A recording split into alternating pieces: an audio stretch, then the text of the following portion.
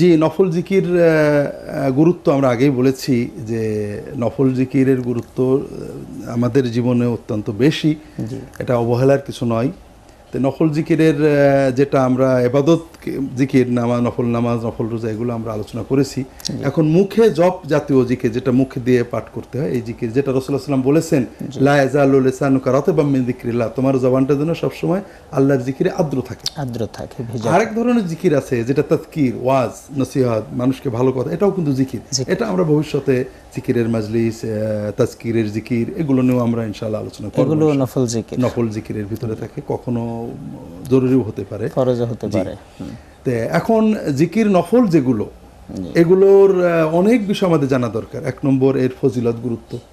কারণ অনেকেই মনে করেন নফল জিকিরের যত হাদিস সব জয়ীফ জাল, এরকম একটা কথা আমরা নিজেরাও শুনি, যে জিকিরের এই যে জিকির করে সুবহানাল্লাহ সুবহানাল্লাহ আলহামদুলিল্লাহ লা ইলাহা ইল্লাল্লাহ লা ইলাহা ইল্লাল্লাহ, এসব কোনো কোরআন হাদিসে নেই, এরকম একটা ধারণা অনেকের ভিতরে আছে। অথচ এই বিষয়ক মানে ফজিলতের সহিহ হাদিস একটা বড় কিতাব হয়, সুবহানাল্লাহ, শুধু সহিহ হাদিসই। আচ্ছা, 2 নম্বর হলো এগুলো ফজিলত সহিহ হাদিসের যা বুঝতে হবে। 2 নম্বর, আরও মুশকিল হয়ে গেল আমাদের সমাজে যেটা আছে, এই নফল জপ করার জিকিরগুলোর ক্ষেত্রে যে নামাজ পড়তে গেলে নবীজির তরিকা লাগে, এটা মোটামুটি বুঝি। রোজা রাখতে গেলেও রাসূলুল্লাহ সাল্লাল্লাহু আলাইহি ওয়াসাল্লামের তরিকাই দরকার, এগুলো অন্য কায়দা করা ঠিক না। হাদিসে ইফতারের সময় যে দোয়া আছে ওইটাই পড়তে, এটাও মোটামুটি বুঝি। কিন্তু নফল জিকির যে রাসূলুল্লাহ সাল্লাল্লাহু আলাইহি ওয়াসাল্লামের তরিকা লাগে, এটা কেন জানি আমাদের দেশের মুসলমানরা বুঝতেই রাজি না, ভুলে গেছেন। এর দুটো কারণ। একটা তো হলো যে আমাদের দেশের ওলামায়ে কেরাম যে জিকিরগুলো দেন, তারা ওলামায়ে কেরামদের প্রতি, পীর মাশায়েখদের প্রতি ভক্তির কারণে তারা ধারণা করেন নিশ্চয়ই এটা হাদিসে আছে নবীজির তরিকায়, এটা একটা ধারণা দিলেন কেন, এটা একটা ধারণা। এবং যারা পীর মাশায়েখরা দেন, অধিকাংশ ক্ষেত্রে সুন্নতি দেন, কিন্তু অনেক সময় তারা সুন্নতের বাইরেও কিছু জিকির দেন, যেটা হলো প্রয়োজনে দেখেন যে মাসনুন জিকির করার ক্ষমতা আর নেই, অনেক সময় তারা দেন। কিন্তু মানে ভক্ত কিন্তু ওটাকে সুন্নতের চেয়ে গুরুত্ব দিয়ে ফেলে। রাসূল সাল্লাল্লাহু আলাইহি ওয়াসাল্লামের জিকিরের কথা শুনলে সেটা মানতে চায় না। এখানে ভক্ত তার নিজের ঈমানটাকে দুর্বল করে ফেলে বা নষ্ট করে ফেলে। এটা তো ভক্তের দোষ না, কারণ ভক্ত তো জানেই না কোনটা সুন্নত আর কোনটা। ভক্তকে জানতে হবে। এই দোষটা যদি উনি কবরে কিয়ামতে বলেন আল্লাহ আমার দোষ না, আমার হুজুর বুঝিয়ে দিয়েছিলেন, তাতে ভক্তের কোনো কাজ হবে না। তো এই জন্য ভক্তকে জানতে হবে। তো যেটা বলছিলাম যে এই নফল জিকিরের ক্ষেত্রে প্রথম কথা, এর গুরুত্ব অবমূল্যায়ন করা একটা বড় ভুল। দ্বিতীয় ভুল হলো এটা কি কোন কোন বাক্য দিয়ে জিকির করবে এটা বুঝি না, তার কারণে কেউ শুধু শব্দ জিকির করে, হয়তো আল্লাহ আল্লাহ আল্লাহ আল্লাহ জিকির করছেন, এটা আল্লাহর নাম মনে নিচ্ছেন। তিনি বলছেন, আল্লাহ তো কোরআনে বলেছেন আযকুর ইসমা রাব্বিকা বুকরাতা ওয়া আসীলা, আল্লাহর নামের জিকির করো সকালে বিকালে। তা আমরা মনে করি আল্লাহর নাম তো আল্লাহ, কাজে আমি আল্লাহ আল্লাহ আল্লাহ জিকির করছি। দিন যদি আপনার বুঝ দিয়ে হতো তাহলে আপনার কথা ঠিক আছে, আর দিন যদি মুহাম্মদ রাসূলুল্লাহ সাল্লাল্লাহু আলাইহি ওয়াসাল্লাম এবং সাহাবায়ে কেরামের বুঝ দিয়ে হয়, তাদের আন্ডারস্ট্যান্ডিং এর কোনো গুরুত্ব থাকে, তাহলে আপনার বুঝটা ঠিক নেই। এবং যুক্তিও বলে যে আপনার বুঝটা ঠিক না, কারণ যুক্তি প্রথম বুঝি যে একজন যদি বলে আমি একজন অমুক ব্যক্তির স্মরণ করছি, শুধু অমুক ব্যক্তির নাম, যে অমুক ব্যক্তি অমুক ব্যক্তি অমুক ব্যক্তি, এটা কিন্তু না। অমুক ব্যক্তি মহান নেতা, অমুক ব্যক্তি এরকম, এইটা হলো জিকির, এইটা হলো তার মর্যাদা প্রকাশ করা।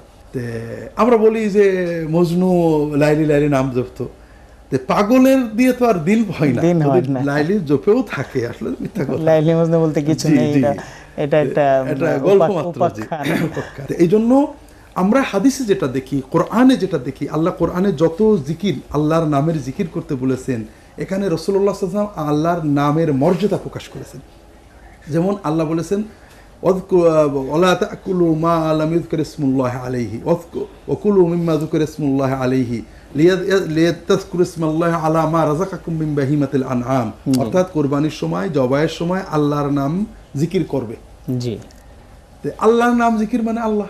আমরা যদি কুরবানিতে শুধু আল্লাহ বলি, এটা জায়েজ হয়, তো কুরবানি হয়ে যেতে পারে, অনেক সুন্নত না, কিন্তু সুন্নত না। আমরা বলবো আল্লাহু আকবার, কারণ রাসূলুল্লাহ সাল্লাল্লাহু আলাইহি ওয়াসাল্লাম এখানে আল্লাহর নাম বলতে বিসমিল্লাহ আল্লাহু আকবার বলেছেন। জিকির বলতে এটাই, জিকির আল্লাহর নামের জিকির বলতে এত বড় বাক্য বুঝাইছেন। জি, অন্য জায়গায় আল্লাহ বলেছেন যে কাদ আফলাহা মান তাযাক্কা ওয়া যাকারা ইসমা রাব্বিহি ফাসাল্লা, জি, আল্লাহর নামের জিকির নিয়ে নামাজ পড়বে। জি, তো এখানে আল্লাহর নামের জিকির মানে আল্লাহ আল্লাহ বলে নামাজ পড়লে হবে না, নামাজই হবে না। না, বরং নামাজের শুরু থেকে শেষ পর্যন্ত নবীজি যেভাবে শিখিয়েছেন সেইভাবে করতে এবং হবে। সে নবীজি বললেন কি আল্লাহু এখানে আকবার। আল্লাহু আকবার, এখানে আবার বিসমিল্লাহ আল্লাহু আকবার না, না, ওখানেও আল্লাহ বললেন আল্লাহর নামের জিকির না, এখানে বললেন আল্লাহর নামের জিকির না, ওখানে নবীজি বললেন বিসমিল্লাহ আল্লাহু আকবার, এখানে বললেন শুধু আল্লাহু আকবার। আল্লাহু আকবার। আপনি যুক্তি তর্ক দিয়ে এখানে কোনো ঠিক পাবেন না, কারণ আপনাকে মানতে হবে যে রাসূলুল্লাহ সাল্লাল্লাহু আলাইহি ওয়াসাল্লাম সবচেয়ে ভালো বুঝেছেন, তিনি যেখানে যে ওষুধটা দিয়েছেন ওটা আপনাকে নিতে হবে। নিতে হবে। তো এই জন্য আমরা কোরআন এবং হাদিসে দেখি যে আল্লাহর নামের জিকির বলতে, যেমন আল্লাহ বলেছেন আযকুর ইসমা রাব্বিকা বুকরাতাও ওয়া আসীলা, তুমি তোমার রবের নামের জিকির করো সকালে বিকেলে। জি, এখানে রাসূলুল্লাহ সাল্লাল্লাহু আলাইহি ওয়াসাল্লাম তো মানে শুধু কোনো জিকিরই বললেন না, সালাত বল, তিনি সালাত কায়েম করলেন, এই সকালে বিকালে সালাত। আর এই সালাতের ভিতরে যত জিকির আছে সব জিকিরই সালাতে আছে, কিন্তু শুধু নামের জিকির নেই। আল্লাহু আকবার আছে, লা হাওলা ওয়ালা কুওয়াতা ইল্লা বিল্লাহ আছে, লা ইলাহা ইল্লাল্লাহ আছে, সুবহানাল্লাহ সব আছে, সালাম আছে, দরুদ আছে, কিন্তু শুধু নাম একেবারে কোন রকমের বিশেষণ ছাড়া এটা নেই। আলহামদুলিল্লাহ। আমরা এই পর্যায়ে একটা ছোট্ট বিরতিতে যাব। আমরা এখান থেকে শুরু করব আলোচনাটা। হওয়ার পরে নবীজি সাল্লাল্লাহু আলাইহি ওয়াসাল্লাম কোন আমলের ক্ষেত্রে কিভাবে আল্লাহর জিকির কায়েম করেছেন এটা তিনি আলোচনা করছিলেন। স্যার, আমরা এখান থেকে আবার শুরু করতে চাই। আল্লাহ মনে করেন খাওয়ার আগে আল্লাহর নাম নিতে নেওয়ার কথা হাদিস শরীফে আসছে, যে কোনো কর্মের আগে, ওয়াজ নসিহতের আগে আল্লাহর নাম নিতে হয়, কিন্তু সব জায়গায় কিন্তু রাসূল সাল্লাল্লাহু আলাইহি ওয়াসাল্লাম একভাবে আল্লাহর নাম নেননি। কোথাও বিসমিল্লাহ বলেছেন, কোথাও বিসমিল্লাহির রহমানির রহিম বলেছেন, কোনো আলহামদুলিল্লাহ বলেছেন, কোথাও আল্লাহু আকবার বলেছেন। কাজেই আমাদের বারবার একই জায়গায় ফিরে আসি যে আমরা শুধু কোরআন বা হাদিস থেকে কোনো কর্মের নির্দেশ এবং ফজিলত নিলে হবে না, ওই কর্মটা মুহাম্মদ রাসূলুল্লাহ সাল্লাল্লাহু আলাইহি ওয়াসাল্লাম এবং তার সাহাবীগণ কিভাবে পালন করেছেন এটা একটু খোঁজ নিয়ে যান। আর এটাই তোমাদের ঈমান, লা ইলাহা ইল্লাল্লাহ, আল্লাহ ছাড়া কারোর ইবাদত করব না, মুহাম্মদ রাসূলুল্লাহ, ইবাদতের পদ্ধতি একমাত্র মুহাম্মদ সাল্লাল্লাহু আলাইহি ওয়াসাল্লাম থেকে নেব। তো এখন এটা আরেকটা ভুল, একটা হলো কি বাক্য দিয়ে জিকির করব, আর একটা হলো কিভাবে জিকির করব। এর একই ভুল, বিভিন্ন ভাবে আমরা জিকির করি, দাঁড়িয়ে বসে, নাচ গান করে, লাফালাফি করে। আমরা এটা মোটেও চিন্তা করি না, আমরা এগুলোর বিভিন্ন যুক্তি দিই, যেটাতে কলব সাফ হচ্ছে, মন বসছে, কিন্তু আসলে রাসূলুল্লাহ সাল্লাল্লাহু আলাইহি ওয়াসাল্লাম যে ওষুধ দিলেন তাতে কলব সাফ হয় না, এই চিন্তা করার সুযোগ কোথায় আমাদের? তো এই জন্য তারা তো আসলে এই চিন্তা করে না। অনেকে এটা বলতে চান, প্রসঙ্গত স্যার এটা আমাদের আপনার কাছ থেকে জানতে ইচ্ছা করছে যে তারা বলেন যে নবীজি সাল্লাল্লাহু আলাইহি ওয়াসাল্লাম তার সাহাবায়ে কেরাম রাদিয়াল্লাহু তাআলা আনহুম আজমাইন বহু আগে এই আমাদের ধরা দাম থেকে বিদায় নিয়েছেন, আমরা তাদের কাছ থেকে সরাসরি জিজ্ঞেস করে আর কিছু জানতে পারি না। সুতরাং পরবর্তী উলামায়ে কেরাম যারা রয়েছেন, পীর মাশায়েখ রয়েছেন, আলেম উলামা, মুহাদ্দিস, মুফাসসির, মুফতি সাহেবরা রয়েছেন, ওনারা তাইলে কি শেখাবেন? ওনাদের কাজটা কি তাহলে? খুব সিম্পল কথা হলো, লা ইলাহা ইল্লাল্লাহ, আল্লাহ ছাড়া কোনো মাবুদ নেই, ইবাদত একমাত্র আল্লাহর, মুহাম্মদুর রাসূলুল্লাহ, মুহাম্মদ সাল্লাল্লাহু আলাইহি ওয়াসাল্লাম ছাড়া কোনো মুর্শিদ নেই, হাদি নেই, রাহবার নেই, ইমাম নেই। জি, একটা বিশাল জামাত, জি, 30 লক্ষ 50 লক্ষ মানুষের, এখানে নিশ্চয় 50,000 ইমাম লাগবে? লাগবে না, ইমাম একজনই হবে, ইমাম একজন। কিন্তু মুকাব্বির অনেক হতে পারে, হাজার হাজার মুকাব্বির হতে পারে প্রয়োজনে। মুকাব্বিরের কাজ কি দর্শকদের কাছে প্রশ্ন করি, ইমাম যখন আল্লাহু আকবার বলবেন, মুকাব্বির কি বলবে যে আসসালামু আলাইকুম? না, মুকাব্বিরের কাজ হলো যে ইমামের কথাটা মুক্তাদিদের পৌঁছানো। জি, তা আমাই মুসলিম উম্মার একমাত্র ইমাম, একমাত্র মুর্শিদ, একমাত্র হাদি মুহাম্মদ রাসূলুল্লাহ সাল্লাল্লাহু আলাইহি ওয়াসাল্লাম। আলেম, উলামা, পীর, মাশায়েখ, ইমাম সবার দায়িত্ব হলো যে মুহাম্মদ সাল্লাল্লাহু আলাইহি ওয়াসাল্লামের সুন্নতটা উম্মতের কাছে পৌঁছানো। কারণ সাধারণ মানুষ বুঝতে পারে না, সুন্নাহ গবেষণা করে তারা পৌঁছে দেবেন, এবং তারা সেটা করেছেন। এই করার ক্ষেত্রে অনেকে ইজতিহাদি ভুল করেছেন, অনেকে উম্মতের তৎকালীন অবস্থার প্রেক্ষাপটে কিছু বৈধ জিকির দিয়েছেন, যেটা সুন্নত না হলো ও এই পথে একটু এগোক, তারা অন্যায় করেননি। আমরা তাদেরকে রাসূল সাল্লাল্লাহু আলাইহি ওয়াসাল্লামের মর্যাদায় নিয়ে অন্যায় করেছি। দ্বিতীয় আরেকটা ভুল আমরা অনেক সময় করি, এটা আমরা আজকে শুরু করব, ভবিষ্যতে ইনশাআল্লাহ বিস্তারিত আলোচনা করব। সেটা হলো আমরা অনেক সময় মনে করি যে রাসূলুল্লাহ সাল্লাল্লাহু আলাইহি ওয়াসাল্লামের শেখানো বাক্য, শব্দ অথবা পদ্ধতিতে সাহাবীদের হয়েছে, কারণ তারা রাসূলুল্লাহ সাল্লাল্লাহু আলাইহি ওয়াসাল্লামের সহবতের মাধ্যমে তাদের কলব এমনি ঠিক হয়ে গেছে, যাতে এত ঘষা মাজা লাগতো না। আমরা এখন কলব বেশি খারাপ, আমাদের একটু বেশি ঘষা মাজার দরকার, আমাদের আরো অতিরিক্ত ঔষধ লাগবে, এটা অনেকে চিন্তা করে। এখন আমার প্রশ্ন হলো যে এই চিন্তার প্রথম অর্থ হলো রাসূল সাল্লাল্লাহু আলাইহি ওয়াসাল্লাম বিশ্বনবী ছিলেন না, তিনি কিয়ামত পর্যন্ত উম্মতের চিকিৎসা দিয়ে যেতে পারেননি। দ্বিতীয় হলো যে এই যুক্তি দিয়ে সালাতের ভিতরে কিছু বাড়ানোর সুযোগ আমাদের আছে কিনা। যে রাসূলুল্লাহ সাল্লাল্লাহু আলাইহি ওয়াসাল্লাম বা সাহাবীগণ তারা আল্লাহর প্রিয় ছিলেন, এক এক রাকাতে দুটো সাজদাই তাদের যথেষ্ট ছিল, কাজে আমরা 4টে করে 5টা করে দেব, কারণ সাজদার অনেক ফজিলত, সাজদায় আল্লাহ দিদার হয়, কাজে আমরা যেহেতু অন্তর শক্ত হয়ে গেছে 4টে করে দেব। অথবা এই জাতীয় রুকু, সাজদা, সূরা, কিরাত, তাসবিহ, তাহলিল কোনটা সুন্নতের বাইরে বাড়ানোর সুযোগ আছে কিনা? নাই। সিয়াম নবীজি 30টা করেছেন, আমরা যেহেতু এখন গুনাহগার হয়ে গেছি 10টা বাড়িয়ে নেব কিনা? না। যাকাতের পরিমাণ বাড়ানো যাবে কিনা? না। হজ অন্তত একবার বলেছেন ও দুবার করতে পারবো কিনা? না। তো এইভাবে ওখানে যেমন আমরা বুঝছি যে রাসূলুল্লাহ সাল্লাল্লাহু আলাইহি ওয়াসাল্লাম বিশ্বনবী ছিলেন, তার ঔষধটা কিয়ামত, এখানে একই কথা, নফল জিকিরের ক্ষেত্রে একই কথা। ফরজ যেহেতু লাগে না, তো নফল তো লাগার প্রশ্নই ওঠে না। ফরজের ক্ষেত্রে যখন ওষুধে চেঞ্জ করা লাগে, নফলে লাগবে কেন? নফল ওষুধে চেঞ্জ করা লাগে। আর এই চিন্তার দ্বারা আমরা রাসূলুল্লাহ সাল্লাল্লাহু আলাইহি ওয়াসাল্লামের নবুয়তকে ছোট করে ফেলি, যে তিনি হয়তো কিয়ামত পর্যন্ত সব মানুষের চিকিৎসা দিতে পারেন। সুন্নতকে ইহানত করছে, প্রকারান্তর। এই জন্য আমরা মূল চেতনাটা হবে রাসূলুল্লাহ সাল্লাল্লাহু আলাইহি ওয়াসাল্লামের সুন্নত অনুযায়ী সকল জিকির হবে। যাই হোক, নফল জিকিরের পদ্ধতি প্রকরণের ভিতরে আমরা প্রথম যেটা দেখতে পাই যে নফল জিকির সবসময় বাক্য হবে, কোনো একক শব্দ নয়। আর 2 নম্বর হলো বাক্যগুলো রাসূল নির্ধারণ করে দিয়েছেন, সুবহানাল্লাহ, আল্লাহর প্রসঙ্গে সুবহানাল্লাহ বিহামদি, সুবহানাল্লাহ আযীম, সুবহানাল্লাহ সুবহান কুদ্দুসুন, বিভিন্ন তাসবিহ জ্ঞাপক। আরেকটা হলো আল্লাহ তাওহীদ জ্ঞাপক, লা ইলাহা ইল্লাল্লাহ অথবা লা ইলাহা ইল্লাল্লাহ ওয়াহদাহু লা শারীকা লাহু লাহুল মুলকু ওয়া লাহুল হামদ। 3 নম্বর হলো আল্লাহর মর্যাদা, আল্লাহু আকবার, আল্লাহু আকবার, শ্রেষ্ঠত্ব জ্ঞাপক। এরপরে সুবহানাল্লাহ, আলহামদুলিল্লাহ, লা ইলাহা ইল্লাল্লাহ, আল্লাহু আলহামদুলিল্লাহ, আল্লাহর প্রশংসা জ্ঞাপক, আলহামদুলিল্লাহ, সুবহানাল্লাহ বিহামদিহি, এরকম বিভিন্ন ভাবে আল্লাহর প্রশংসা জ্ঞাপক বাক্য। এরপরে আপনার আল্লাহর উপর ভরসা, লা হাওলা ওয়ালা কুওয়াতা ইল্লা বিল্লাহ, আল্লাহ ছাড়া কোনো আশ্রয় নেই, ভরসা নেই, শক্তি নেই, ক্ষমতা নেই। এগুলো রাসূলুল্লাহ সাল্লাল্লাহু আলাইহি ওয়াসাল্লাম নির্ধারণ করে দিয়েছেন যে এগুলোর একবার পড়লে এত সওয়াব, বারবার পড়বে অথবা এতবার পড়বে, অথবা অগণিতবার পড়তেই থাকবে, হাঁটতে চড়তে বসতে শুয়ে।